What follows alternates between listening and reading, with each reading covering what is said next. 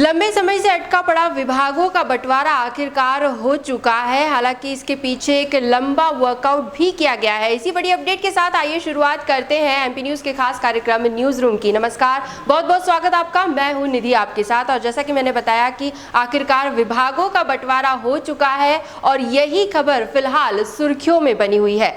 देर रात मुख्यमंत्री शिवराज सिंह चौहान ने वर्कआउट कंप्लीट किया और आखिरकार विभाग बांट दिए गए, जिससे वैसे हमने देखा कि मंत्रिमंडल विस्तार के दौरान सिंधिया का एक अलग ही दबदबा नजर आया। सिंधिया समर्थकों को भी काफी अहमियत दी गई। उसी तरह विभागों के बंटवारे में भी सिंधिया समर्थकों की चांदी रही। सिंधिया खेमे के मंत्रियों को महत्वपूर्ण विभाग सौंपे गए हैं। वहीं सीएम शिवराज ने सामान्य प्रशासन, नर्मदा घाटी, जनसंपर्क, विमानन और वे सभी विभाग अपने पास रखे हैं जो किसी और के पास नहीं है। विभागों के बंटवारे पर अगर नजर डालें तो बीजेपी के नए मेहमानों को महत्वपूर्ण विभाग देकर संतुष्ट किया गया है। ये माना जा रहा है कि उन्हें सत्ता में अहम जिम्मेदारी सौंपी गई है। हालांकि पूरी लिस्ट किन मंत्रियों को कौन से विभाग सौंपे गए हैं, कौन कौन किस तरह से विभागों का बंटवारा हुआ है, ये पूरी अपडेट एमपी न्यूज पर अवेलेबल है एक्सक्लूसिवली सिर्फ आपके लिए।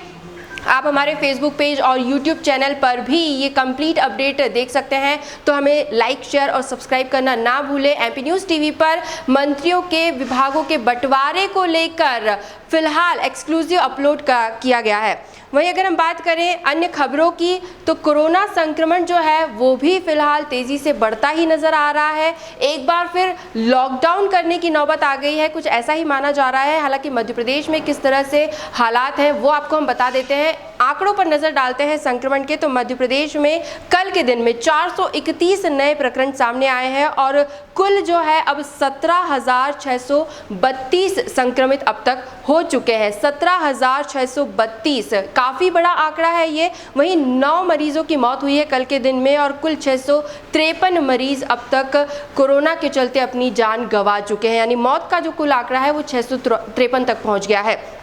दूसरी तरफ अगर स्वस्थ होने वाले मरीजों पर नजर डालें तो 12,876 मरीज अब तक स्वस्थ होकर अपने घरों को लौट भी चुके हैं। अलग अलग शहरों की बात करें, कुछ ज़िले जो हैं वो अब हॉटलिस्ट में टॉप पर आ गए हैं। शुरुआत में हमने देखा था कि वहाँ कोरोना की रफ्तार काफ़ी धीमी थी, लेकिन अब वो जो ज़िले हैं वो हॉटलिस्ट में आ गए हैं, वो भी हम आपको बताते हैं। इंदौर की सबसे पहले बात करें जो शुरुआत से अभी तक टॉप कैटेगरी में है, तो वहां पर भी बड़ी संख्या में 92 नए मरीज सामने आए हैं। 92 की रिपोर्ट पॉजिटिव आई है कल के दिन में और कुल संक्रमित अब तक हो चुके हैं 5,352।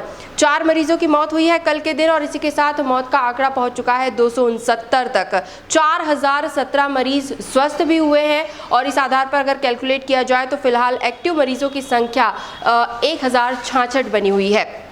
राजधानी भोपाल में भी कोरोना विस्फोट की स्थिति बनी हुई है। 102 नए मरीज एक ही दिन में पॉजिटिव पाए गए हैं। कुल 2084 सैंपल्स की जांच की गई थी, जिसमें से 102 की रिपोर्ट पॉजिटिव आई है।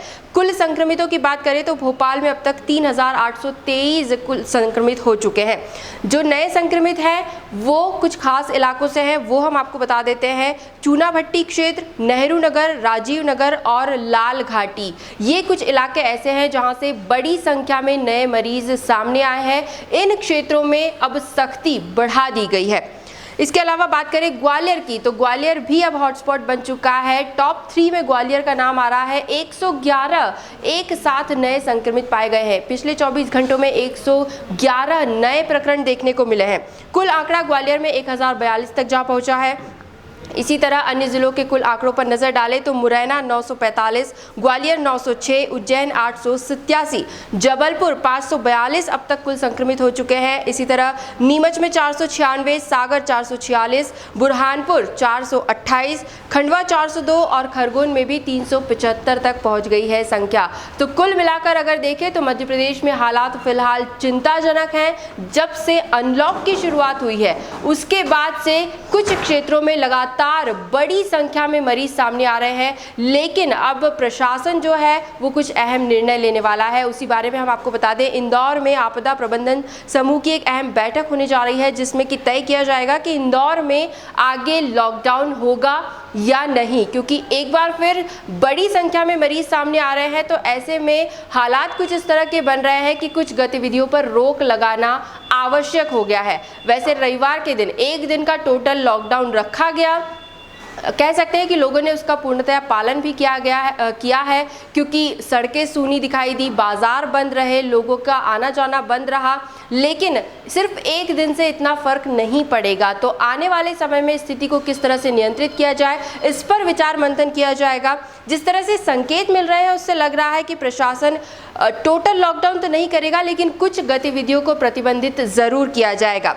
कुछ समय अवधि के लिए करके देखा जाएगा। अगर फिर भी हालात काबू में नहीं आते हैं तो ऐसे में टोटल लॉकडाउन घोषित किया जा सकता है। वैसे आपको बता दें कि इंदौर में 7 दिनों के लॉकडाउन को लेकर एक मैसेज, एक पोस्ट तेजी से वायरल हुई है सोशल मीडिया पर, लेकिन हम आपको ये बता दें कि प्रशासन द्वारा स्पष्ट कर दिया गया है कि इस तरह का कोई भी आधिकारिक निर्णय अभी तक नहीं लिया गया है, कोई ऐसी घोषणा नहीं की गई है।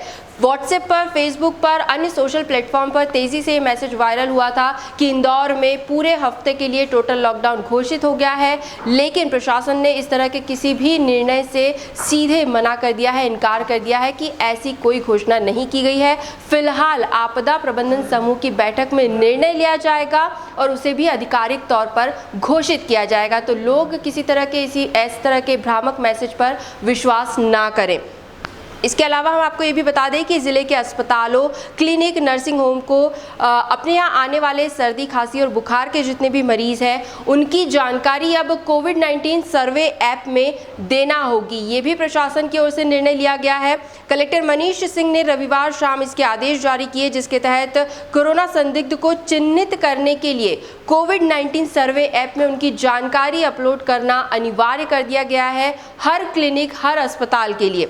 ऐप में जानकारी आने के बाद प्रशासन की टीम उसे संकलित करेगी और डॉक्टरों की एक टीम इन मरीजों की अलग से जांच करेगी।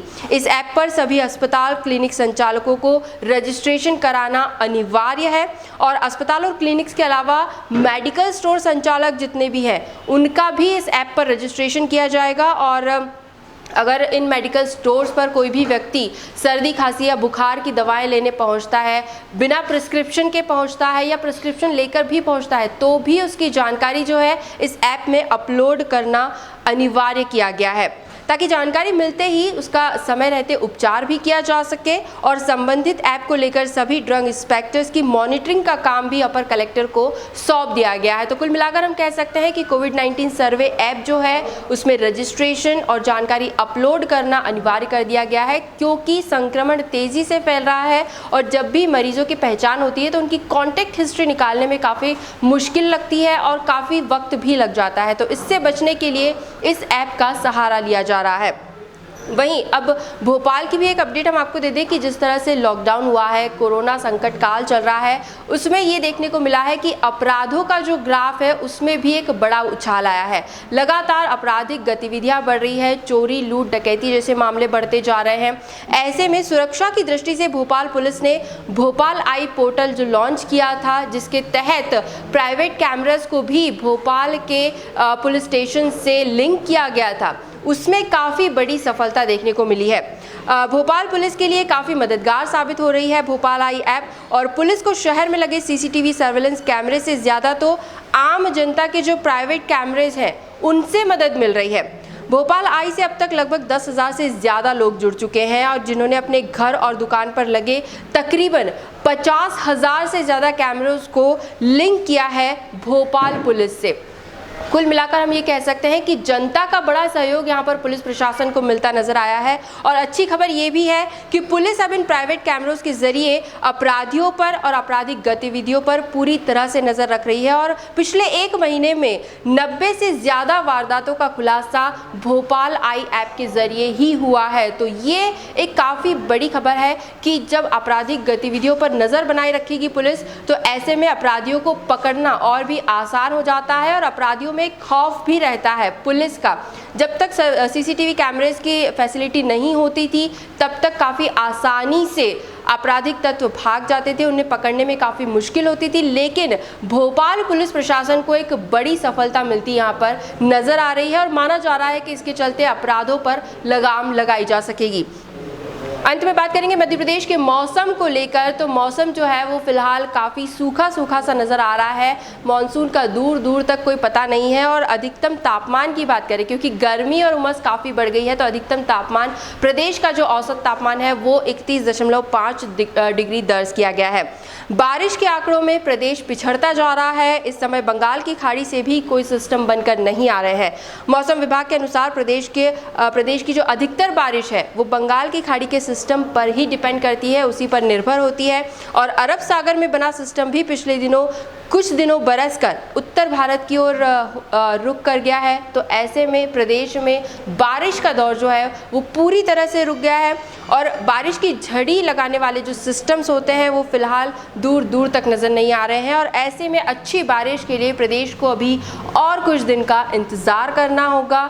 तेज़ धूप कुछ दिनों के लिए और सहन करनी होगी, क्योंकि माना जा रहा है कि 15 जुलाई तक लगभग इसके बाद ही दूसरा दौर जो मानसून का है वो शुरू हो सकेगा। तो एमपी न्यूज़ के न्यूज़ रूम से फिलहाल यही अपडेट्स, लगातार और भी खबरें और भी जानकारियां हम आप तक ज़रूर पहुंचाएंगे। बस आप बने रहिए हमारे साथ और देखते रहिए एमपी न्यूज़। धन्यवाद। एमपी की नब्ज, एमपी का हाल, मध्य प्रदेश की हर खबर एमपी न्यूज़ टीवी के साथ। लगातार खबरों के लिए सब्सक्राइब करें हमारा YouTube channel MP news TV. Latest updates के लिए बेल आइकन दबाना जरा भी न भूलें।